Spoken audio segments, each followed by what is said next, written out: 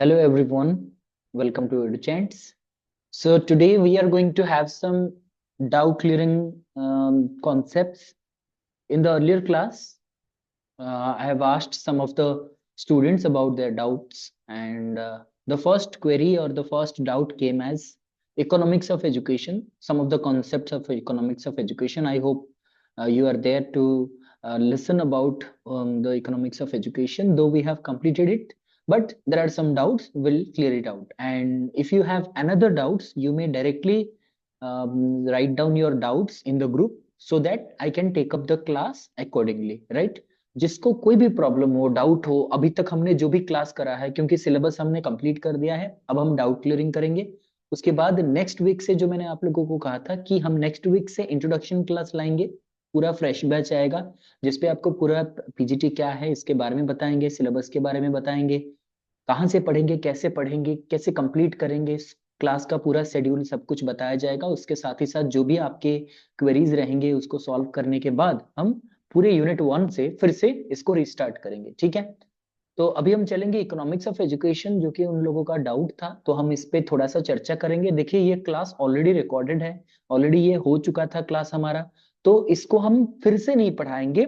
जहां पे भी डाउट होगा उसको बताएंगे। उसके लिए हमें क्या करना पड़ेगा, पहले इकोनॉमिक्स ऑफ एजुकेशन को बेसिक से थोड़ा सा समझना पड़ेगा। So will have an overview class of economics of education. Wherever you have doubts you may ask me, okay?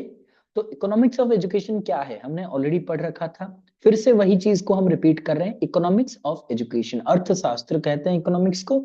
और इसका क्या काम होता है एजुकेशन में, देखिए कहा जाता है without finance, without money, without the financial support nothing can run. Education हो चाहे हेल्थ सिस्टम हो, कोई भी चीज रन नहीं कर सकता है।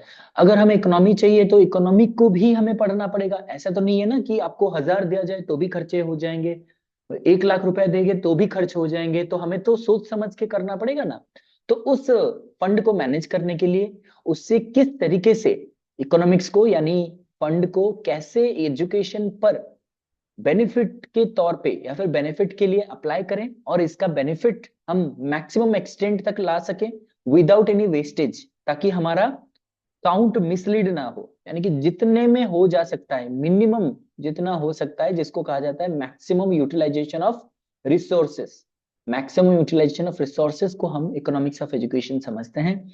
और इसमें अगर डेफिनेशन की बात करें, क्या कहा जाता है, economics of education is the application of economic principles. There are some economic principles like demand and supply, right, then distribution, then budget. ये सारे जो प्रिंसिपल्स हैं, इनमें जितने सारे कॉन्सेप्ट हैं इकोनॉमिक्स के, उसको हम अप्लाई करते हैं, principle, concept, laws to the process of education. Education में जब हम इकोनॉमिक के प्रिंसिपल्स को अप्लाई करके एजुकेशन के क्वालिटी एंड रीच को बढ़ाना चाहते हैं, उसको हम कहते हैं इकोनॉमिक्स ऑफ एजुकेशन। यानी कि जब इकोनॉमिक हमें हेल्प करता है, एजुकेशन को हेल्प करता है to achieve its goal within a short period of time, within the available resources, and it helps education to glorify its quality, तो इसको हम कहते हैं economics of education. I hope ये बेसिक चीज आपको क्लियर हो गया होगा।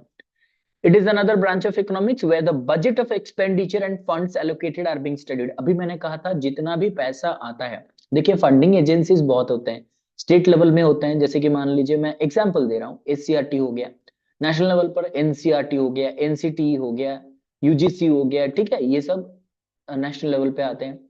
और इंटरनेशनल लेवल पर, वर्ल्ड लेवल पर आपका यूनेस्को आ जाता है, ये फंडिंग करता है, यूनिसेफ फंडिंग करता है, ठीक है, वर्ल्ड बैंक फंडिंग करता है। ऐसे बहुत सारे ऑर्गेनाइजेशंस हैं। उसके अलावा भी बहुत सारे एनजीओ, नॉन गवर्नमेंट ऑर्गेनाइजेशंस होते हैं, ये भी फंडिंग देते हैं। गवर्नमेंट हो चाहे नॉन गवर्नमेंट हो, बहुत सारे फंडिंग्स आते हैं। इस फंड को हमें एक्सपेंडिचर करना है, खर्चा करना है बच्चों के पढ़ाई के लिए, क्वालिटी इंप्रूवमेंट ऑफ एजुकेशन के लिए हमें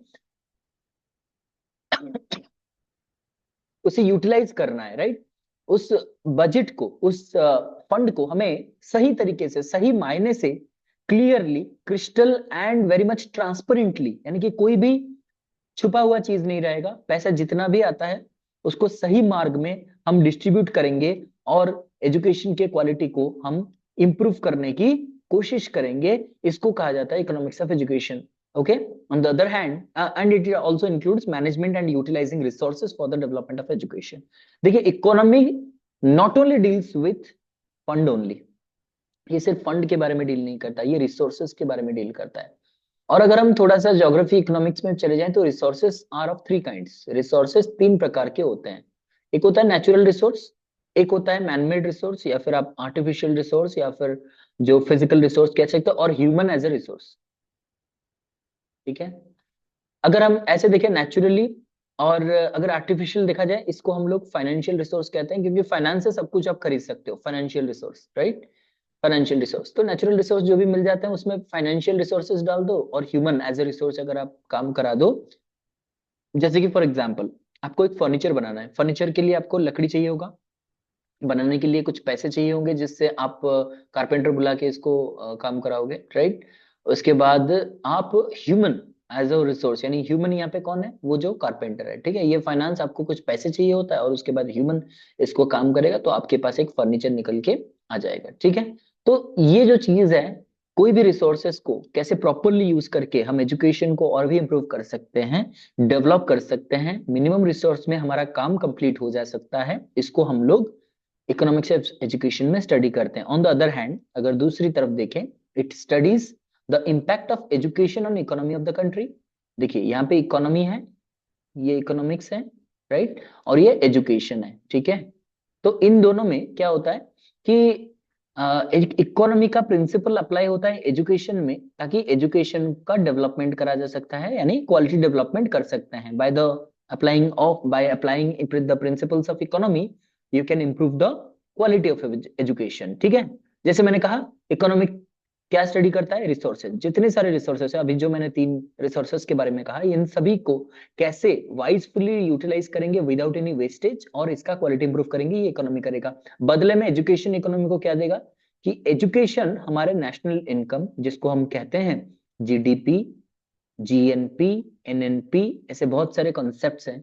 इनकम जिसको आप टैक्सेशन कहते हो, डायरेक्ट टैक्स, इनडायरेक्ट टैक्स, इससे क्या होता है, देश का जीडीपी बढ़ता है, यानी इकोनॉमी ग्रो करता है, right. So on the other hand it also studies the impact of education on economy of the country, हमारे कंट्री का इकोनॉमी बढ़ता है। फॉर एग्जाम्पल, आप अभी पढ़ाई कर रहे हो, गवर्नमेंट आप पे पैसा खर्च कर रहा है, आपको स्कॉलरशिप 10,000 दे रहा है, पढ़ा रहा है।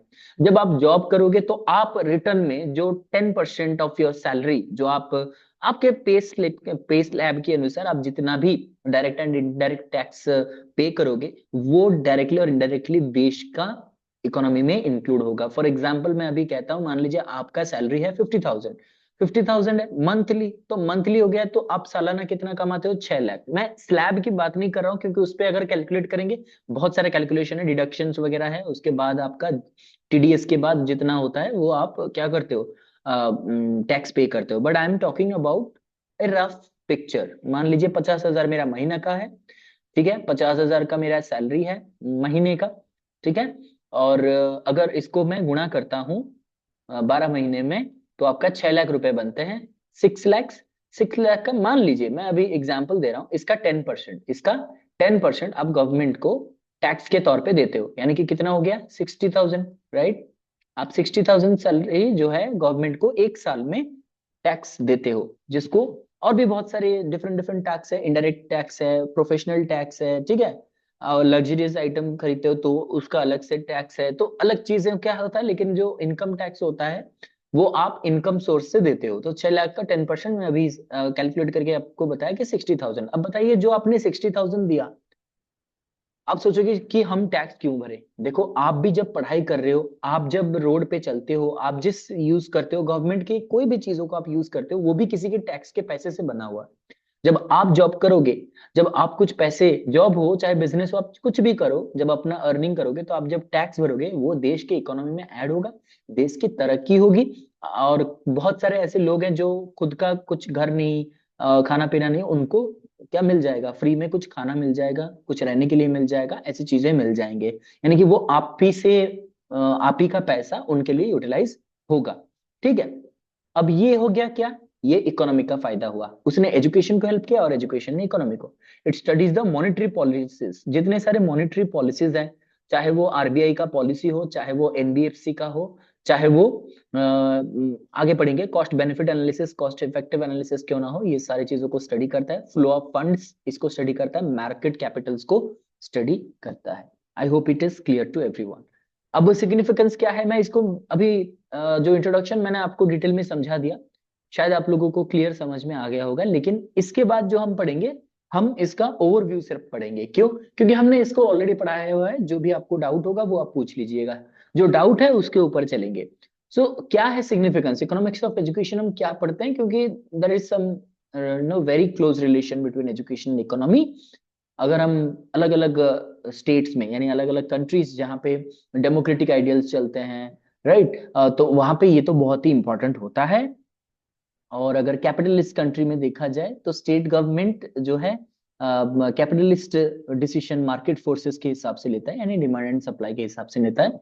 अब एजुकेशन एज एन इन्वेस्टमेंट, अब देखिए सबसे ज्यादा रिटर्न मतलब आजकल एजुकेशन में आता है। आप कहोगे ये बिजनेस तो नहीं, नहीं, बिजनेस मॉडल के तौर पे देखोगे तो वो अलग नजरिया हो जाएगा, but I am talking about general overview. मान लीजिए एक गरीब बच्चा है, जो किसान का बच्चा है या फिर एक लेबरर का बच्चा है, जो दिहाड़ी कमाएगा तो ही उसे मतलब खाना नसीब होगा। दिन का अगर वो कहीं पे काम करता है तो उसको 300 रुपए मिलते हैं, ठीक है। तो उसका बच्चा जो पढ़ाई करता है, आप में से कोई या फिर हम में से कोई भी तो हो सकता है ना ऐसा, जिसके घर पे बहुत सारे प्रॉब्लम्स हैं, और वो घर का एक ही ऐसा मेंबर है जो पढ़ाई कर रहा है, और उसको माता पिताजी सपोर्ट कर रहे हैं, और उसी से आस रखाए हुए हैं, यानी उनसे एक्सपेक्ट कर रहे हैं कि मेरा बच्चा अगर सेटल हो जाता है तो हमारे सारे जो प्रॉब्लम्स है वो दूर हो जाएंगे, ठीक है। हम सभी का भी यही लक्ष्य है कि हमारे कैसे मतलब हम कैसे सेटल हो जाएं, ताकि हमारे घर पे जो भी है, पेरेंट्स हैं या फिर हमारे ऊपर जो भी डिपेंडेंट है, उनको हम अच्छी जिंदगी दे पाए, ठीक है।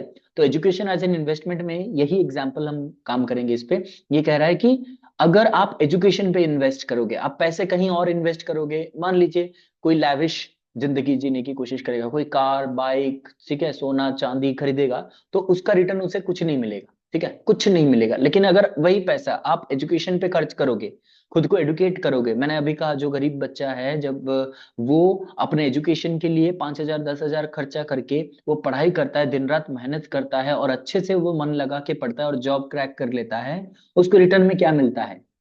अच्छी सैलरी, अच्छा पोजीशन, रिस्पेक्ट, एंड उसे जीने का और दूसरों को जीने के लिए जो सहारा चाहिए था वो भी वो प्रोवाइड कर सकते हैं। यानी कि वो ना कि वो सिर्फ खुद को संवार लेगा, बल्कि उसके पूरे परिवार को और उसके चारों तरफ जो भी होते हैं उन सभी का वो ख्याल रख सकता है। तो अब देखिए सबसे ज्यादा इन्वेस्टमेंट कहाँ पे किया उसने? एजुकेशन पे। सबसे अच्छा रिटर्न कौन देता है? एजुकेशन, ठीक है। So in today's world education is the best investment, ठीक है। अब आते हैं एजुकेशन एंड इकोनॉमिक डेवलपमेंट। अब देखिए एजुकेशन कैसे इकोनॉमिक डेवलपमेंट कराता है। ये कहता है कि एजुकेशन क्या प्रिपेयर करता है। देखिए मैंने कहा एजुकेशन के लिए इकोनॉमी हेल्प करता है, ताकि वो एजुकेशन को मेंटेन कर पाए और इसके क्वालिटी इंप्रूव कर पाए। बदले में एजुकेशन इकोनॉमी के लिए क्या करता है, यानी कि देखिए हमारे देश में जितने स्किल्ड एम्पावरमेंट होगा, या फिर आप यूं कह सकते हो कि अनएम्प्लॉयमेंट जितना कम होगा। अगर मान लीजिए हमारे देश में 100 लोग रहते हैं, 100 people are living in the country, उनमें से अगर 10 काम नहीं करते हैं, तो कितने काम करते हैं? 90 काम करते हैं। 90 जो काम करेंगे, महीने का मान लीजिए वो 100 रुपए लाते हैं, तो फिर जो अर्निंग करेंगे 90, लेकिन खाने वाले हैं 100। इसका मतलब जो नहीं कर पाते हैं, जो नहीं कर पाते हैं यानी जॉब नहीं करते हैं, उनको क्या माना जाएगा? जो अर्निंग करता है उनको कहते हैं एसेट्स। एसेट, एसेट का मतलब है वो हमारे यूं कह सकते हो they are very much valuable to the country, देश उनको रिस्पेक्ट करेगा। और जो नहीं एम्प्लॉयड है और वो मतलब दूसरों के ऊपर डिपेंड करते हैं, उनको कहा जाता है, क्या कहा जाता है? लायबिलिटी, ठीक है। लायबल, दे आर लायबल, ठीक है। वो डिपेंड करते हैं किसी और के ऊपर। फॉर एग्जाम्पल घर पे पिताजी एक ही ऐसे इंसान है जो अर्निंग करते हैं, घर पे माँ है, भाई बहन है, आप भी हो, तो घर में है 5 मेंबर, मान लीजिए घर में है 5 मेंबर, लेकिन अर्निंग करने वाला एक। अर्निंग जो कर रहा है वो मान लीजिए 10,000 अर्निंग कर रहा है महीने का, 10,000 अकेला 10,000 का कर रहा है। लेकिन जब वो पर कैपिटा इनकम में कन्वर्ट हो जाता है तो हम डिवाइड करते हैं 5 में, क्योंकि पांचों को वो मतलब फैमिली में महीने का पूरा उनका जो खाना पीना रहना जो भी है वो सभी एक ही एजुकेशन प्रोवाइड कराता है, या फिर जो भी हेल्थ फैसिलिटी प्रोवाइड कराता है। अब यहाँ पे एक इंसान जो है वो अर्निंग कर रहा है, उनको हम कहेंगे एसेट। और जो 5 मेंबर मतलब घर बैठे उसको यूटिलाइज कर रहे हैं या फिर जो उन पे डिपेंडेंट है, दे आर लायबल। अब देखिए, अगर पांचों को डिवाइड करते हैं तो कितना हो जाता है, पर हेड कितना आ जाता है, 2,000 रुपए। तो महीने का 2,000 रुपए एक का, समझ रहे हो? तो ये होता है हमारे देश में। तो अगर हम एजुकेशन की बात करें, एजुकेशन कोशिश करता है सभी अगर एम्प्लॉयड हो जाए ना, सभी को अगर हम एम्प्लॉयबल स्किल सिखा दे। अब ये जो घर पे 5 लोग हैं, ये वो क्यों जॉब नहीं कर पा रहे हैं या फिर वो क्यों अर्निंग नहीं कर पा रहे हैं? Because they might lack some of the skills, they might not get the job in time, time में जॉब नहीं मिलता है, या तो कुछ में इंटरेस्ट नहीं होता है करने के लिए। I mean they are incapable, right? अभी एजुकेशन क्या करता है, ज्यादा से ज्यादा लोगों को एडुकेट करता है, स्किल सिखाता है, ताकि वो स्किल सीख करके कल को जब जॉब करेंगे या फिर कोई भी अपना एंटरप्रेन्योरशिप करेंगे या फिर कोई स्मॉल स्टार्टअप करेंगे, बिजनेस करेंगे, तो वो अब they are no more burdens, they are no more liable, they are the assets of the country. ठीक है? तो इसलिए एजुकेशन क्या करता है, क्रिएट कर, it prepares skilled man power, man power create करता है, यानी स्किलफुल लोगों को बनाता है। Improvement of literacy skill, literacy skill बढ़ाता है। Provide minimum knowledge of different aspect of employment, employment के बारे में पढ़ाता है, सिखाता है क्या है employment, in unemployment. Increase per capita income, अभी मैंने कहा। Personal for different sector of economy, अलग अलग प्राइमरी सेक्टर ऑफ इकोनॉमी है, सेकेंडरी सेक्टर ऑफ इकोनॉमी है, and tertiary sector of economy है। इन सभी सेक्टर के लिए पर्सनल, पर्सनल मतलब जैसे कि स्कूल के लिए टीचर चाहिए, ठीक है, प्लांट के लिए इंजीनियर चाहिए, इन सभी को कौन डेवलप कराता है, education. Sound individuals to contribute towards world economy, मतलब देश के इकोनॉमी को कंट्रीब्यूट करने के लिए अच्छे इंडिविजुअल्स को क्रिएट करता है। Elevation of poverty and illiteracy prepares for future assets of the country, अभी मैंने कहा they will become assets not liable. अब ये जो हमने पढ़ा था already, cost benefit analysis as well as cost effective analysis. Cost effective analysis क्या है और कॉस्ट बेनिफिट एनालिसिस क्या है? देखिए, जब हम किसी कॉस्ट को अप्लाई करते हैं, कॉस्ट यानी कि कोई सा भी, मान लीजिए मैंने 10 रुपए इन्वेस्ट किए हैं, ठीक है, 10 रुपए का कोई चीज खरीदता हूं, और उससे आपने देखा होगा बचपन में भी, अभी भी आपने देखा होगा, जहां पे मेला लगता है वहां पे एक एरो शॉट खेला जाता है, या फिर 10 रुपए का जो होता है ना, ऐसे जाली डाला जाता है, वहां पे पैसे रखे होंगे, आप इस पे डालोगे, अगर इस पे आपका रिंग आ गया, थ्रोइंग द रिंग, ठीक है, रिंग आ गया तो ये पैसा आपको मिलेगा, या तो बिस्किट जो रखा होगा वो आपको मिलेगा। तो आपने क्या किया, 10 रुपए इन्वेस्ट किया। अब क्यों 10 रुपए इन्वेस्ट करते हो, मुझे बताओ आप इसलिए इन्वेस्ट करते हो ताकि आपको कुछ बेनिफिट मिलेगा। 10 रुपए दे के शायद मैं 50 रुपए या 100 रुपए जीत सकता हूं। तो आपने क्या किया, कुछ इन्वेस्ट किया in order to get some return. Cost benefit analysis is like that, profit के लिए, राइट? यस मामिना। तो in cost benefit analysis, it is the economic evaluation technique that compare the cost of intervention and the benefit incurred in intervention। cost of intervention मतलब जो आपने invest किया है उसका cost कितना है, 10 रुपए, और आपका मुनाफा कितना हुआ, प्रॉफिट कितना हुआ, ये हो गया आपका बेनिफिट। इन दोनों को कंपेयर करा था। Benefit is measured by monetary value. मान लीजिए मैंने 10 रुपया दिया और मेरा जो रिंग है वो 100 रुपए पे गिरा, ठीक है, 100 रुपए पे गिरा, तो 100 रुपए में से अगर मैं 10 रुपए काट देता हूँ, मेरा प्रॉफिट कितना हो गया, 10 रुपया। तो ये होता है cost benefit analysis. So it is net benefit is equal to benefit minus cost, ठीक है। इन द ऑपोजिट साइड अगर देखें, कॉस्ट इफेक्टिव एनालिसिस में वो रिटर्न में कुछ नहीं मांग रहा। It is an economic evaluation technique that compare cost for consequence. मुझे पैसे नहीं चाहिए, लेकिन अगर आप खुश हो तो ठीक है, ठीक है, या फिर आपका डेवलपमेंट होता है, कुछ फायदा होता है तो ठीक है, ठीक है। जैसे कि फॉर एग्जाम्पल, आप कोई ऐसा रोड पे जा रहे हो, आप बहुत सुनसान रोड है, यहाँ पे किसी का पेट्रोल खत्म हो जाता है, उसके पास पेट्रोल भरने के लिए भी पैसे नहीं होते, तो आप क्या करते हो, या तो उससे पेट्रोल अपना दे देते हो, नहीं तो फिर आप उसको मदद करते हो, कुछ पैसे से मदद करते हो कि आप पेट्रोल डलवा के चले जाना। वो कहता है कि मैं आपको वापस कर दूंगा, आप मुझे अपना कॉन्टेक्ट नंबर दे दीजिए। आप कहते हो कोई जरूरी नहीं है, ऐसा कुछ भी नहीं है, आपको मैंने बस ऐसे इंसानियत के खातिर मैंने आपको दिया है, बस आप घर पहुंच जाओ, वही मेरे लिए बड़ी बात है। तो यहाँ पे आपने क्या एक्सपेक्ट किया, आपने उसको हेल्प इसलिए किया ताकि ये इंसानियत के लिए आपने चाहा कि वो जैसे घर पे पहुंच जाए। वैसे जो टीचर आप जो जिस टीचर मतलब जो टीचर आपको पढ़ाते हैं वो आपको मतलब क्या करते हो कि सपोज फॉर एग्जांपल गवर्नमेंट में आप भी गवर्नमेंट में जॉब करोगे, गवर्नमेंट उसको सैलरी देता है, लेकिन वो स्टूडेंट से क्या एक्सपेक्ट करता है, मतलब क्या मॉनेटरी वैल्यू वो चाहता है? क्या वो चाहता है हर महीने वो आपसे 5,000 रुपए लेगा या फिर 10,000 रुपए लेगा तभी जा करके आपको पढ़ाएगा? ऐसा तो नहीं। वो चाहता है कि ठीक है गवर्नमेंट से मुझे सैलरी मिल रहा है, ऐसे भी बहुत सारे टीचर्स हैं जो सैलरी मिलने के बावजूद वो नहीं पढ़ाते हैं, और कुछ ऐसे भी हैं जिनको बहुत कम सैलरी मिलता है फिर भी वो बच्चों को डेडिकेटेडली पढ़ाते हैं। तो वो क्या चाहते हैं? वो चाहते हैं कि आप जीवन में आगे बढ़ो, आपका स्किल डेवलपमेंट हो, आप कहीं पे अच्छे से सेटल हो जाओ, आपके सारे प्रॉब्लम्स दूर हो जाएं। अब अगर टीचर ये चाहता है तो इसको हम कहेंगे कॉस्ट इफेक्टिव एनालिसिस, ठीक है। So consequences are measured by natural units, यहाँ पे मॉनेटरी वैल्यू में नहीं होता है। So cost effective ratio is equal to cost of intervention divided by effect of intervention. इससे कहा जाता है रिटर्न अप्रोच, क्योंकि यहाँ पे रिटर्न मिलता है और रिटर्न को आप मेजर कर सकते हो मॉनेटरी वैल्यू में, लेकिन इसे मेजर नहीं करा जा सकता और इसको इम्पैक्ट अप्रोच कहा जाता है, ठीक है। अब कॉस्ट कितने प्रकार के होते हैं? बहुत प्रकार के कॉस्ट हैं, यानी कि जो पैसा होता है या फिर जो कॉस्ट इन एजुकेशन बहुत प्रकार के होते हैं इकोनॉमिक्स में, ठीक है। कॉस्ट किसको कहा जाता है? हम जिसको मनी और नॉन मॉनेटरी टर्म्स में भी कह सकते हो, जैसे कि हो गया, देखिए, cost is usually a monetary valuation of. Cost मतलब किस पैसे में कन्वर्ट करना, किसी भी चीज को पैसे में कन्वर्ट करना। मैं थोड़ा सा पीछे जाता हूं ताकि आपको क्लियर में समझ में आए। एक जमाना था जब पैसा नहीं था, तब क्या होता था?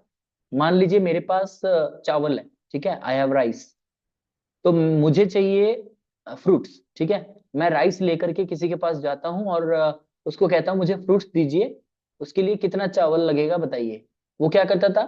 फ्रूट मुझे देता था और मैं राइस उसे देता था। इसको क्या कहा जाता था? Anybody, can anybody tell me what is the process called? Anybody, those who have studied economics और जनरल नॉलेज है, ये जनरल स्टडीज में भी आपने पढ़ा होगा। इसको कौन सा सिस्टम कहा जाता है? Barter system. Very good Jayashree, इसको बार्टर सिस्टम कहा जाता था, राइट? हाँ, चेक योर स्पेलिंग्स लिटिना श्रिया, ठीक है, barter system. Very good Asim, इसको बार्टर सिस्टम कहा जाता था। तो ये जो बार्टर सिस्टम है इसमें एक्सचेंज ऑफ गुड होता था। क्या होता था? Exchange of good. आप किसी चीज को मुझे दोगे और मैं वो आपको दूंगा, ठीक है। मेरे पास जो है मैं वो दूंगा, आपके पास जो है वो आप मुझे दे देना, ठीक है। वेरी गुड ममीना। तो ये बार्टर सिस्टम हुआ करता था। उस टाइम में मॉनेटरी फंड नहीं था। अब उसी चीज को, बार्टर सिस्टम को हटा देते हैं, मुझे आपको कुछ नहीं देना। देना क्या है? एक करेंसी देना है, एक करेंसी देना है जिसको हम मनी कहते हैं, मॉनेटरी वैल्यू कहते हैं। अब किसके लिए आप मुझे पैसे देते हो?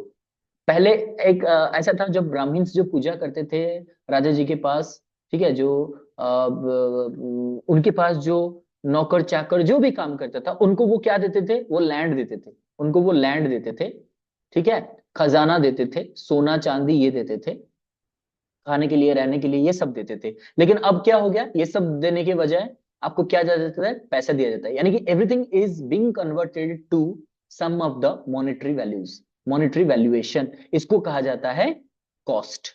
जैसे कि एफर्ट, एफर्ट यानी कि कोई दिन भर अगर काम करता है तो आप उसे 500 रुपए देते हो, एफर्ट के लिए आपने पैसा दिया। मेटेरियल, आप कोई चीज खरीदते हो, जैसे मैंने कहा वेजिटेबल खरीदा, दूध खरीदा या फिर चिकन खरीदा, उसके लिए आप पैसे देते हो। रिसोर्सेज के लिए आप पैसे देते हो, रिसोर्सेज के लिए यानी कि आप कोई सा भी रिसोर्स ले लो। मान लीजिए मुझे एक सोने का चेन चाहिए, वो भी एक प्रकार का रिसोर्स है। जैसे मैंने कहा कोई भी रिसोर्स आप खरीदते हो उसके लिए भी चाहिए। विलेज में ऐसा होता है, राइट? यस, विलेज में ऐसा होता है। शायद आज के टाइम में अभी ये एप्लीकेबल नहीं है, लेकिन ये एक जमाने में हुआ करता था। टाइम एंड यूटिलिटीज कंज्यूम्ड, आप ये समझिए, टाइम एंड यूटिलिटीज कंज्यूम्ड मतलब, फॉर एग्जाम्पल आप किसी मूवी थिएटर में बैठे हो, 3 घंटा बैठने को आपको पैसा मिल, मतलब आप पैसे देते हो 3 घंटा बैठने के लिए, देखने के लिए, ठीक है, उसका पैसे देते हो। टाइम, टाइम मतलब आप किसी काउंसलर के पास जाते हो, किसी एडवोकेट के पास जाते हो या फिर किसी डॉक्टर के पास जाते हो, वो 5 मिनट के लिए आपसे कितना पैसा लेता है आप सोच के देखियो, ठीक है। आप सलाहकार करते हो तो भी आपको पैसे पड़ते हैं। रिस्क इनक्योर्ड, रिस्क इनक्योर्ड मतलब जो रिस्क लेता है आपके लिए। फॉर एग्जाम्पल आप जब मान लीजिए जब क्या करते हो कहीं नदी या फिर कोई यूं कह सकते हो कि कहीं आप डूब रहे हो, ठीक है, तो एनडीआरएफ वाले आ जाते हैं, ओड्राफ वाले आ जाते हैं, ठीक है, रेस्क्यू टीम आ जाता है। उनको किस लिए पैसा मिलता है? वो अपने आप को रिस्क में डालते हैं आपको बचाने के लिए, उसके लिए उन्हें पैसा मिलता है। Opportunities foregone in production and delivery of a good और सर्विस, उस मतलब जो भी अपना समय बर्बाद करके आपके लिए काम करता है ताकि आपका काम कंप्लीट हो, उसको भी आप पेमेंट देते हो। ठीक है, जैसे कि घर पे बहुत सारे लोग खुद रसोई नहीं करते हैं, खुद अपना घर का काम नहीं करते हैं, वो नौकर चाकर रखते हैं, गाड़ी खुद नहीं चलाते हैं, ड्राइवर चलाता है, उनके लिए आप क्या करते हो, उन्हें पैसे देते हो। They all are called valuation और मॉनेटरी वैल्यू। ऐसे टाइप्स ऑफ कॉस्ट में अगर देखा जाए बहुत प्रकार के कॉस्ट आ जाएंगे, जिसको हम क्या कहते हैं, इंडिविजुअल कॉस्ट और प्राइवेट कॉस्ट, इंस्टीट्यूशनल और पब्लिक और social cost, direct indirect cost and opportunity cost. बहुत प्रकार की कॉस्ट है, मैं बस आपको इंडिविजुअली बता रहा हूँ। जहां पे भी डाउट होगा वो बता लीजिए, क्योंकि मैंने पूछा था ना, अगर आपको कुछ डाउट है पूछिए। अब स्पेसिफिक डाउट नहीं पूछ रहे हो, पूरा डिटेल में बताने के लिए आप अगर पूछोगे तो मैं बताऊंगा कौन सा डाउट है। इंडिविजुअल प्राइवेट कॉस्ट मतलब यही होता है कि अगर पर्सन ए, फॉर एग्जाम्पल आप अपने आप का सोचिए, अगर आप अपने पढ़ाई कंप्लीट करने के लिए, या फिर आप कहीं घूमने जा रहे हो, या फिर आप कुछ खा रहे हो अपने लिए, अगर आप या फिर आपके गार्डियन या फिर आपके पेरेंट्स अगर पैसे खर्च करते हैं, दैट इज इंडिविजुअल और प्राइवेट कॉस्ट। समझ आ गया? इंडिविजुअल या फिर प्राइवेट कॉस्ट मतलब आप अपने लिए, आपके द्वारा हो या चाहे आपके पेरेंट्स के द्वारा हो, वो जो पैसा आपके लिए खर्च होता है अपने पर्सनल फुलफिलमेंट के लिए, जिसको कहा जाता है इंडिविजुअल और प्राइवेट कॉस्ट। ठीक है, जैसे कि ट्यूशन फी, एग्जामिनेशन फी, इंस्टीट्यूशनल सप्लाईज फीस एक्सेट्रा, ये सारी चीजें आ जाएंगे। यस, जो चीज खुद के लिए होता है, राइट, वेरी गुड। अब नेक्स्ट हम चलेंगे इंस्टीट्यूशनल और पब्लिक और सोशल कॉस्ट। ये कॉस्ट जो इंस्टीट्यूशन खुद मतलब की कॉस्ट आपके लिए पे करता है, या फिर जो कॉस्ट उसके लिए यूज होता है। ठीक है, फॉर एग्जाम्पल ये सेकेंड पॉइंट को देखिए, cost incurred at the institutional level are called institutional cost और पब्लिक कॉस्ट ऑफ एजुकेशन। आपको पढ़ाने के लिए, देखिए आप जो इंस्टीट्यूशन में पढ़ते हो वहां पे आप कितने पैसे देते हो, 5,000, 10,000, 15,000 या 20,000। लेकिन वो जितना बड़ा बिल्डिंग बना है, जितने सारे टीचर्स वहां पे हैं, जितना इलेक्ट्रिसिटी खर्चे होते हैं, फर्नीचर्स खर्चे होते हैं, इंटरनेट खर्चे होते हैं, इन सभी को पे करने के लिए कितना ज्यादा पैसा चाहिए होता है। ये सारे पैसे जो भरता है, जो चीज वो खरीद रहा है, कंप्यूटर खरीद रहा है, white board, black board, smart board, right, तो ये सारी चीजों को भरने का, ये सारे चीजों का जो पैसे बनता है उसको कहते हैं इंस्टीट्यूशनल और पब्लिक कॉस्ट। ये एजुकेशन की हम बात कर रहे हैं। देन आता है डायरेक्ट कॉस्ट। डायरेक्ट कॉस्ट मतलब जो चीजें आपको दिखते हैं, जो चीजों के लिए आप सीधा सीधा पैसे लेते हो। फॉर एग्जाम्पल आप स्कूल जाते हो, जिस स्कूल बस में जाते हो उसके लिए जो पैसे चलते हैं वो डायरेक्ट कॉस्ट है। आप जो बुक खरीदते हो उसके लिए डायरेक्ट कॉस्ट है। जिस हॉस्टल में हो, जो खाना खाते हो, जो कपड़ा यूनिफॉर्म पहनते हो, ये सब डायरेक्ट कॉस्ट है, because they are visible to you. Indirect cost क्या होता है, जो आपको दिखते नहीं है और आपके लिए डायरेक्टली यूज नहीं होता है, लेकिन वो है इसलिए पैसे खर्च होते हैं। फॉर एग्जाम्पल एक स्कूल में आपके जो मार्कशीट्स कहाँ से आते हैं, कहीं से प्रिंट तो होते हैं ना, उसका प्रिंटिंग चार्ज क्या वो डायरेक्ट है, क्या आपको दिखता है वो, क्या आपको कहा, मतलब आपको कह के लिया जाता है कि हमारा एक प्रिंटर है जिसमें आपका सर्टिफिकेट प्रिंट होगा, तो एक पियोन है जो साइकिल से उसको ला करके आपको देगा, इसलिए हम कॉस्ट ले रहे हैं, नहीं ना। पर्सनल मैनेजमेंट, जैसे मैंने अभी कहा, सिक्योरिटी गार्ड से लेकर के क्लर्क, पियोन, सभी का जो चार्ज होता है, ठीक है, वो इलेक्ट्रिफिकेशन, इलेक्ट्रिक में कुछ गड़बड़ हो गया उसको रिपेयर करने के लिए जो भी होता है वो इनडायरेक्ट कॉस्ट होता है, जो कि डायरेक्टली एजुकेशन से नहीं होता है। एजुकेशन के लिए क्या हो गया, जैसे मैंने कहा अभी, बुक्स हो गए, एग्जामिनेशन पेपर हो गया जहां पे आप लिखते हो, एडमिशन हो गया, इंटरनेट हो गया, आई मीन टीचर्स का सैलरी हो गया, ये सब होता है डायरेक्ट कॉस्ट। अपॉर्चुनिटी कॉस्ट मतलब अपॉर्चुनिटी फोरगॉन, मतलब कि ये सबसे बढ़िया इंटरेस्टिंग है जो कि बच्चे नहीं समझ पाते हैं इसको। देखिए, ये अगर हम कहेंगे फोरगॉन, यहाँ पे समझने के लिए लास्ट पॉइंट को देखिए। मान लीजिए, एग्जाम्पल लीजिए, आप एक टीचर हो, ठीक है, आप एक टीचर हो, महीने का आपको मान लीजिए 50,000 रुपए मिल रहे हैं, आप एक टीचर हो, ठीक है। अगर आप एक महीना काम करते हो और हर दिन आप 7 घंटे काम करते हो, तभी आपको ये सैलरी मिलता है। तो मान लीजिए आप वो 7 घंटे का सैलरी आपको क्यों मिल रहा है, क्योंकि आप अपना सारा काम छोड़ करके दिन भर 7 घंटे अपने कॉलेज या फिर स्कूल में देते हो, तभी आपको सैलरी मिलता है। अगर आप वो 7 घंटे यहाँ पे ना देते तो कितना कमा लेते, उसको कहा जाता है अपॉर्चुनिटी कॉस्ट। अगर मैं यहाँ पे ना होता तो वो टाइम में कहीं और मैं और भी ज्यादा अर्न कर सकता था, that is called as opportunity cost. ठीक है, यूनिट कॉस्ट का मतलब हर एक यूनिट का कॉस्ट होता है, हर एक पर पर्सन, पर कॉन्सिक्वेंस, पर थिंग, हर एक चीज का पैसा होता है। यस, अर्पिता जी कह रहे हैं कि opportunity cost is what we sacrifice, मतलब जो आपने ऑलरेडी छोड़ दिया, एक चीज को छोड़ करके आपने ये किया। जैसे मैंने अभी कहा, सपोज से फॉर एग्जांपल मेरा एक बिजनेस है, अगर मैं बिजनेस दुकान में बैठता तो दिन भर 7 घंटा मैं बहुत कमा सकता था, लेकिन वो 7 घंटा मैंने स्कूल में दिया। ठीक है, as I am a teacher, I am spending my 7 hours in school and I am getting 50,000। If I would have spent 7 hours in my business, so I would have earned more and more। ठीक है, ये है मेरा जो value मुझे यहाँ पे ना होने से मिलता, उसको हम कहते हैं opportunity cost. For student it is indirect cost, but for the employees or the other staff it is direct। is it? No, no, no, यहाँ पे हम सिर्फ एजुकेशन के लिए पढ़ रहे हैं, इसीलिए हम एजुकेशन को एग्जाम्पल ले रहे हैं कि it is for student, it is for teachers and the stake holders.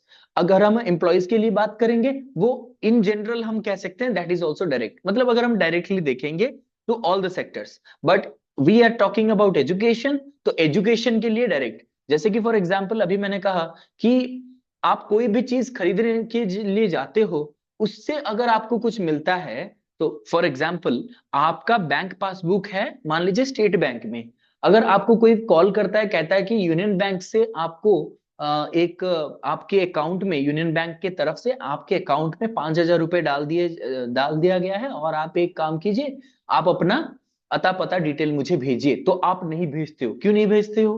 क्योंकि आपका यूनियन बैंक में अकाउंट ही नहीं है। ठीक है, तो you are concern to SBI, not Union Bank. ठीक है, तो इसी के चलते हम एजुकेशन की अगर बात करें तो direct and indirect we talk about education only. Education के लिए, जो आपके एजुकेशन के लिए डायरेक्टली यूटिलाइज होता है, दैट इज डायरेक्ट कॉस्ट। जो एजुकेशन के लिए आपका नहीं यूटिलाइज होता है, वो ऑफिशियली होता है कोई और चीज के लिए, जैसे कि आपका एक जो बिल्डिंग है उसको साफ सुथरा करने के लिए, या फिर उसको कलर करने के लिए, ठीक है, उसका कॉस्ट है, वो इनडायरेक्ट है, वो डायरेक्टली आपसे रिलेटेड नहीं है, वो होगा या ना होगा उससे आपका कोई फर्क नहीं पड़ता है। ठीक है, अब हम यूनिट कॉस्ट मानते हैं, यूनिट मतलब पर, मतलब पर पर्सन या फिर पर थिंग। ठीक है, जैसे कहा जाता है कि 30 चीजों का एक गुच्छा बना हुआ है जिसको हम 300 रुपए में खरीदते हैं, तो एक का कितना बन गया? ठीक है, एक का कितना बन जाता है? 300 डिवाइडेड बाय 30। तो ये एक का आप जो निकालते हैं उसको कहा जाता है पर, यानी यूनिट कॉस्ट कहा जाता है। ठीक है, unit cost. Now unit cost में बहुत प्रकार के आते हैं, cost per learner, cost per learner actually attending the school, successful learner कितने हैं, एंड एजुकेशन पर कैपिटा। ये भी बहुत सारे चीजें हैं यहाँ पे। यस, ये भी टैक्स भी एक प्रकार का इनडायरेक्ट ही है। ओके, ठीक है, CBA and CEA, Ipsita is asking about CBA and CEA, we are going back. Okay, this is CBA and CEA. Now cost benefit analysis is about what kind of return we are expecting. It is called return approach. So if I have invested 10 rupees, I am targeting to receive, or I'm trying to have some profit over there।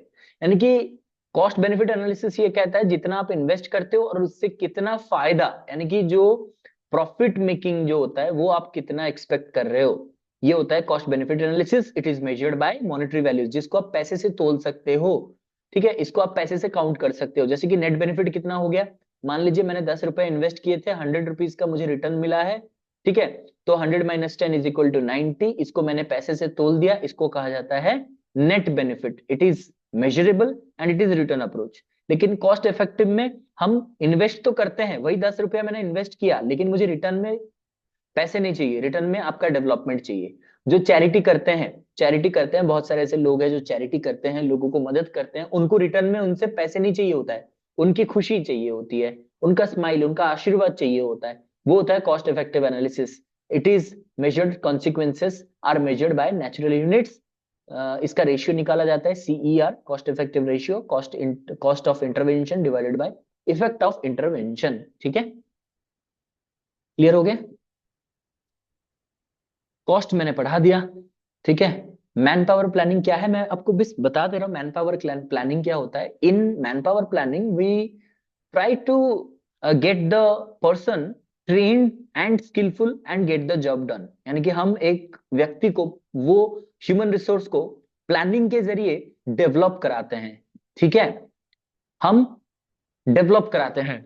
अच्छा, इसमें क्या होता है, मान लीजिए एक इंसान है जिसमें कुछ भी नहीं है, ना नॉलेज है, कुछ भी नहीं है, और एक के पास सब कुछ है, इसको जॉब मिल गया, इसको नहीं मिल रहा है। क्यों नहीं मिल रहा है? तीन चीजें चाहिए होता है, बेसिक चीजें। एक हो गया हेल्थ, एक हो गया एजुकेशन, और एक हो गया ट्रेनिंग। HET याद रखिएगा, ये ह्यूमन डेवलपमेंट इंडेक्स के तौर पे काम आता है।